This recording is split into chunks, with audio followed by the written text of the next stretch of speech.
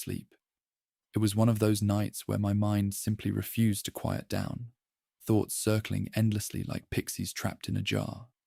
The common room fire had burned down to embers hours ago, and my dorm mates were all breathing deeply in their sleep.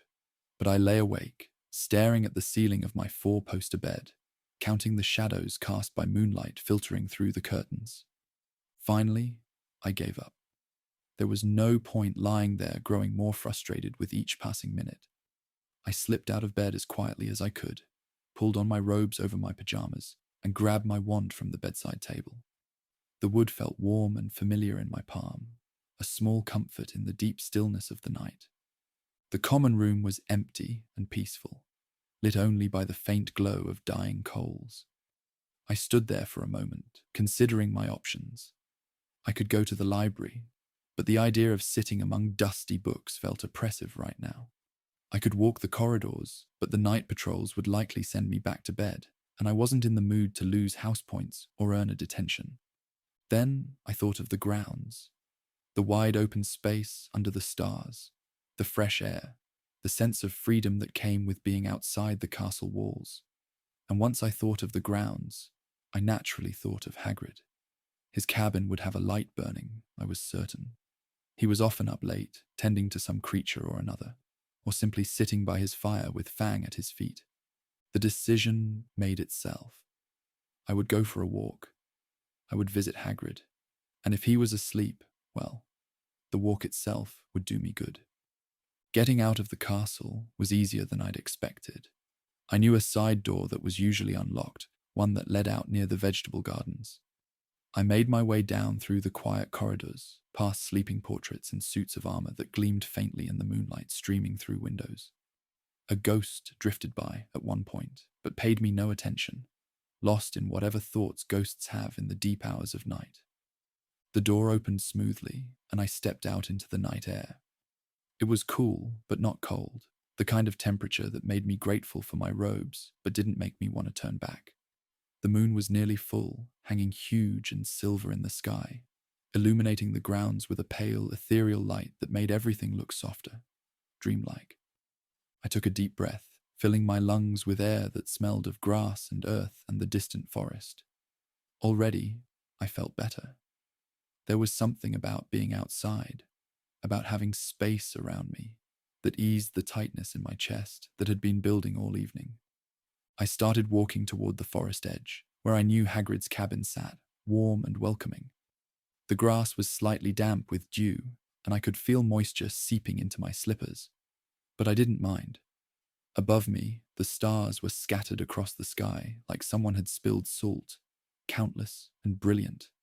I tried to remember the constellations we'd been studying in astronomy, but my mind was too peaceful now to focus on academics.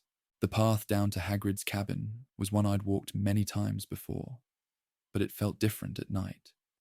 More mysterious, more magical somehow. Shadows shifted and moved at the edges of my vision, probably just branches swaying in the gentle breeze, but my imagination wanted to populate them with mysterious creatures. I smiled at myself. Even after all this time at Hogwarts, the magic of this place could still make my heart beat a little faster with excitement and wonder. As I walked, I became aware of the sounds around me. An owl hooting somewhere in the distance, the rustle of small creatures in the undergrowth, the whisper of wind through leaves, the soft crunch of my footsteps on the path. It was like the world was having a quiet conversation with itself, and I was privileged to overhear it. I thought about why I couldn't sleep, trying to identify what exactly had been troubling me. It wasn't any one thing, I realized. Just a general sense of overwhelm, of too many things to think about, too many demands on my attention, classes and homework and friendships and all the small dramas that make up daily life at a school for magic. Sometimes it all felt like too much, and I needed to step away from it, to remember that I was more than just a student, more than just a collection of grades and responsibilities. The forest loomed ahead, dark and dense, the trees creating a wall of shadows.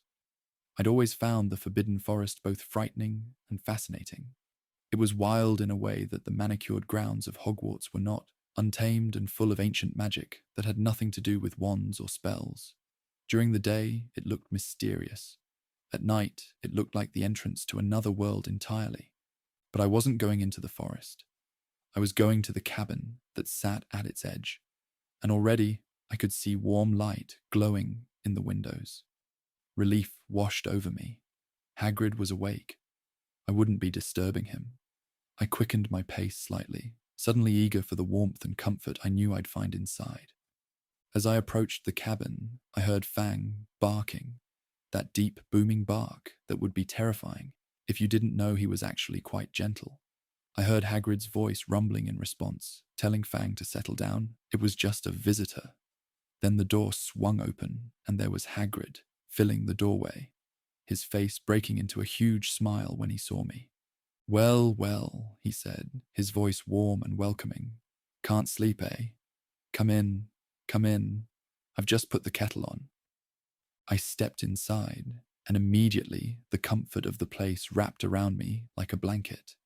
The cabin was exactly as it always was, wonderfully cluttered and cozy, smelling of wood smoke and whatever Hagrid had been cooking earlier. Fang bounded over to greet me, his tail wagging so hard his whole back end was moving, and I bent down to scratch behind his ears, laughing as he tried to lick my face. Sit down, Hagrid said, gesturing to the large wooden chairs by the fire. "I'll get us some refreshments. You hungry?" I realized that I was, actually. I'd been too wound up to eat much at dinner, but now, in the warmth and safety of Hagrid's cabin, my appetite had returned. "A bit," I admitted. Hagrid beamed and moved to his kitchen area, which was really just a corner of the single room, but somehow he made it work. I sank into one of the chairs, which was almost comically large for me, but wonderfully comfortable, and stretched my feet toward the fire. Fang settled at my feet with a contented sigh, and I rested my hand on his massive head, feeling the tension continue to drain out of me. The fire crackled cheerfully, and I watched the flames dance and shift, mesmerized by their movement. There was something deeply primal and soothing about fire, I thought. Humans had been gathering around fires for thousands of years, finding comfort and safety in their warmth and light. It connected me to all those ancient people, all those countless generations who had sat just like this, watching flames and feeling the worries of the day slowly fade away. "Here we are," Hagrid said, returning with a tray laden with mugs and a plate piled high with what looked like rock cakes. But when I picked one up, it was actually soft. One of the rare occasions when Hagrid's baking had turned out edible. I bit into it gratefully, tasting butter and sugar and a hint of something spicy, maybe cinnamon.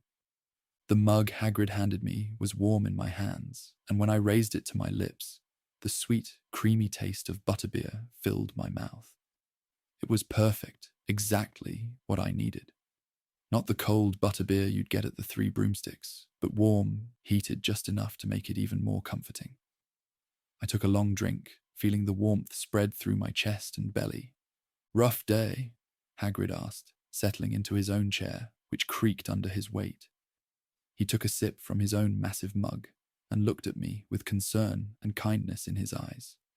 "Not really rough," I said slowly, trying to put my feelings into words. "Just, I don't know, everything, all at once. Does that make sense?" Hagrid nodded sagely. "Aye, it does. Sometimes life feels like too much, even when nothing particularly bad is happening. It's just the weight of it all, the constant having to be on, having to keep up. You need breaks, you do. Times to just sit and breathe, and remember that you're a person, not just a student or a friend or whatever role you're playing." I felt tears prick at my eyes, surprised by how much his understanding meant to me. "That's exactly it," I said. "I feel like I'm always supposed to be something, always supposed to be doing something. I can't remember the last time I just existed without purpose." "Well," Hagrid said, taking another sip of his butterbeer, "that's what you're doing now, innit? Just existing. Just being here, having a drink and a biscuit, petting a dog, watching a fire. No purpose needed. Sometimes the most important thing we can do is nothing at all. I smiled, feeling something unknot inside me. You're right. Thank you, Hagrid, for always being here, for always having your door open. He waved a massive hand dismissively, but I could tell he was pleased. That's what I'm here for. Well, that and the creatures, but mostly for students who need a friendly ear and a warm fire. Now, eat up. Those cakes won't last forever, and you look like you could use the energy. We sat in comfortable silence for a while, and I ate 3 more cakes and finished my butterbeer. Hagrid refilled my mug without asking, and I cradled it in my hands, letting the warmth seep into my fingers. Outside, I could hear the wind picking up slightly, making the trees rustle and creak. But inside, we were safe and warm and utterly comfortable. Hagrid told me a story about a hippogriff he'd been working with, going into great detail about the creature's personality and quirks. I listened with half my attention, the other half simply enjoying the rumble of his voice, the way his enthusiasm for magical creatures was so clear and pure. He loved what he did, genuinely loved it, and there was something inspiring about that. Time seemed to slow down and soften in the cabin. Minutes stretched into what might have been an hour, or might have been several. I didn't check, didn't want to know.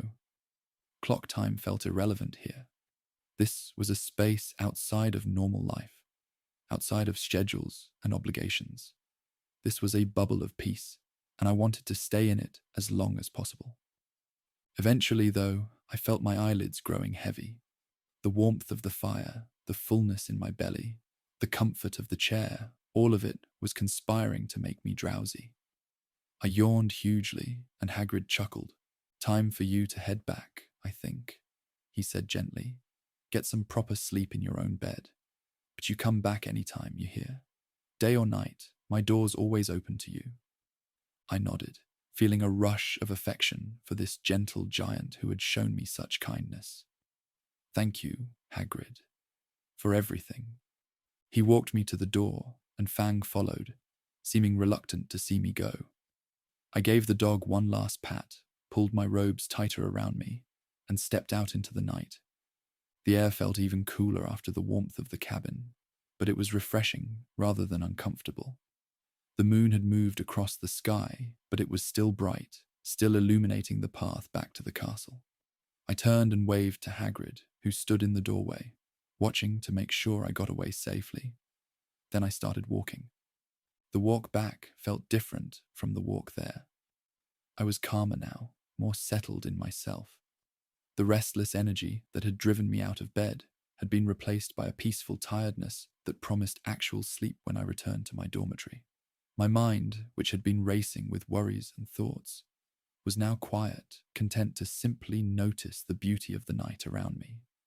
I walked slowly, savoring the last moments of solitude before I returned to the castle and all its noise and activity. The grass rustled around my feet. The wind whispered through the trees at the forest's edge. An owl called out, and another answered from somewhere across the grounds. It felt like the world was singing a lullaby, gentle and soothing. As I climbed back up the gentle slope toward the castle, I thought about what Hagrid had said, about the importance of sometimes doing nothing, of just being. I realized that I'd been driving myself too hard, expecting too much, not allowing myself space to simply exist without purpose or productivity. That needed to change. I needed to remember that rest wasn't laziness, that taking care of myself wasn't selfish, that sometimes the most important thing I could do was nothing at all. The castle loomed ahead, massive and magnificent in the moonlight. I could see lights in some of the windows, probably teachers still awake, working late or reading, or doing whatever teachers did in the deep hours of night. I wondered if any of them ever felt overwhelmed, ever needed to step away from their responsibilities and just breathe. Probably. Everyone did, I imagined. It was part of being human, or witch, or wizard, or whatever you were. We all needed breaks. We all needed kindness, both from others and from ourselves. I found the side door still unlocked, slipped inside, and made my way back through the quiet corridors. A portrait muttered something sleepy as I passed, but didn't fully wake. A suit of armor creaked slightly, settling into a new position. The castle was alive even in sleep, breathing and shifting, and maintaining its endless watch over the students in its care. Back in the common room, the fissure had gone completely out, leaving only cold ashes in the grate. The room was dark, except for faint moonlight through the windows. I climbed the stairs to my dormitory carefully, avoiding the steps that creaked, not wanting to wake anyone. My bed was exactly as I'd left it, the curtains still slightly parted, the blankets rumpled. But now, instead of looking like a place of frustration where sleep wouldn't come, it looked welcoming, inviting. I slipped off my robes, kicked off my damp slippers, and crawled under the covers. The sheets were cool against my skin, but I knew they'd warm quickly.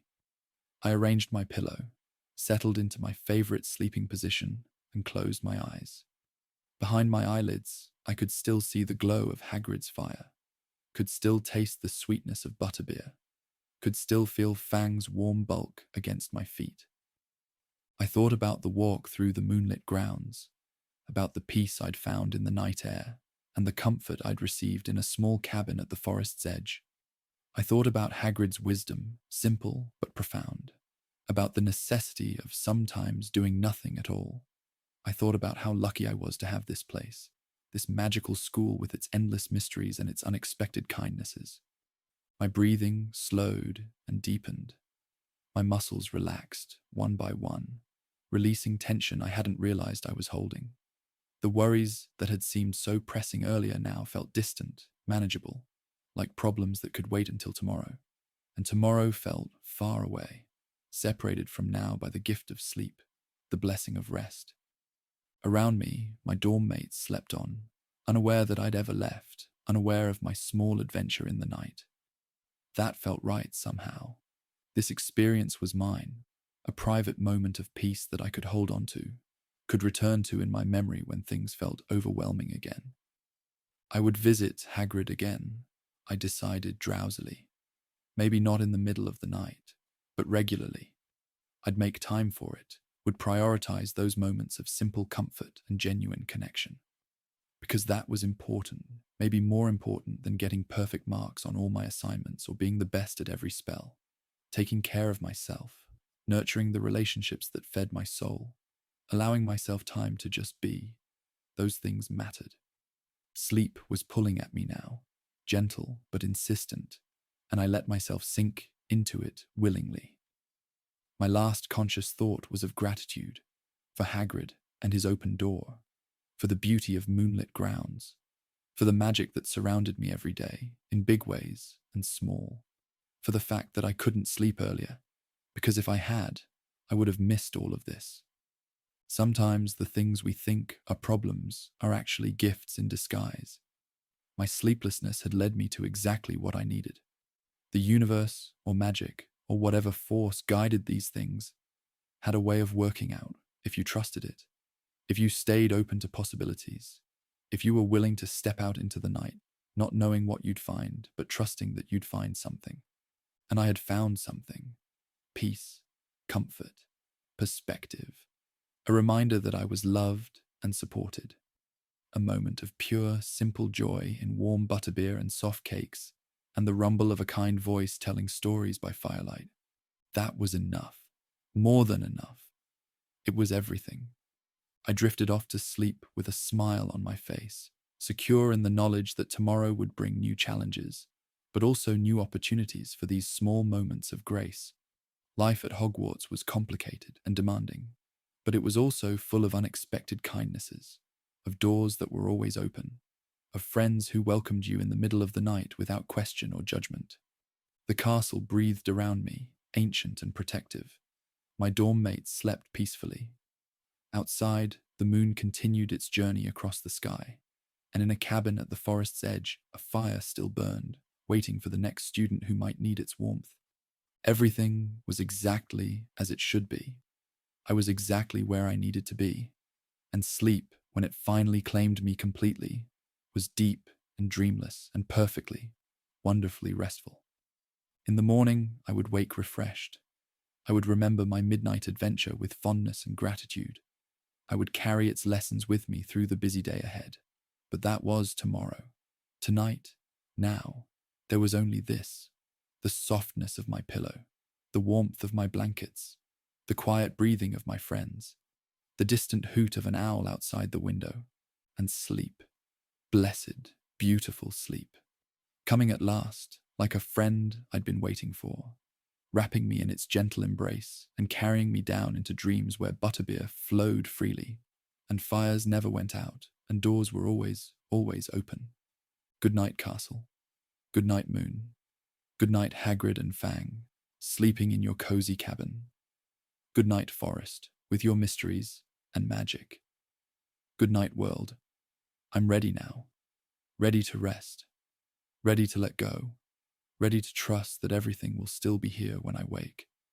And with that final thought, I released my hold on consciousness and drifted away, floating gently on the tide of sleep, carried safely through the night by the magic that lived in these walls, in these grounds, in the simple kindness of a friend who kept his fire burning for students who needed light in the darkness. Sweet dreams, dear traveler. May your rest be as peaceful as mine. May your sleep be as deep, and may you wake refreshed and ready to greet whatever tomorrow brings. The night has been kind to us.